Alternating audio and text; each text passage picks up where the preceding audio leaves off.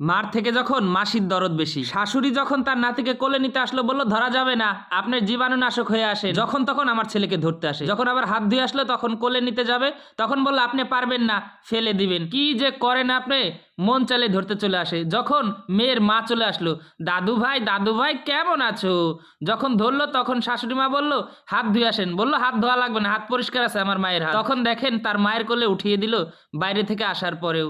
এটাই হচ্ছে শাশুড়ি আর মায়ের পার্থক্য। আর শাশুড়ি বলল কি আনস্মার্ট একটা বুড়ি। তখন দেখেন নিজে একটা লোহার দুল দিয়ে কত সুন্দর একটা খেলনা বানানোর চেষ্টা করছে। যখন সেটা দিল তার মায়েরটা রিসিভ করলো, কিন্তু শাশুড়ি যখন বড় একটা প্লাস্টিকের খেলনা নাচালো তখন তারটা ফিরেও তাকাইলো না।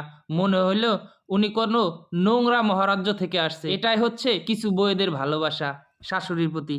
তখন তার বউয়ের মাকে বলল মা তুমি একটু ওর সাথে খেলো, হ্যাঁ ও তোমার কাছে ভালো থাকে। শাশুড়ি এই সমস্ত দেখে তার হাতের খেলনাটা রেখে বলে গেল বিয়েন দিদি আমার নাতির সাথে আপনিই খেলেন। দেখেন তার গায়ে হাত দেওয়াতে সে গা কিভাবে ঝাড়ছে। নিজের মা এতটাই পরিষ্কার আর শাশুড়ি এতটাই অপরিষ্কার। শাশুড়ির মা তখন কাঁদতে কাঁদতে সিঁড়ি দিয়ে নিচে নামলো। ছেলে বলল কি হয়েছে মা? বলল কিছু হয়নি, আমি একদম নোংরা, আমি তোর ছেলেকে ধরলে রোগ জীবাণু দৌড়ে এসে ধরবে। তোর শাশুড়ি হাত না ধুলেও রোগ জীবাণু দূরে থাকে। আমি আর কি করব এই ঘরে থেকে, তোরা থাক আমি বাইরে চলে যাই। তখন ছেলের বউ আর ছেলের বউয়ের মা তারা দুজন আনন্দে খেলছে আর শাশুড়ি মা ঘর থেকে তার বাড়িতে চলে যাচ্ছে। সত্যি মেয়েরা কি অদ্ভুত তাই না?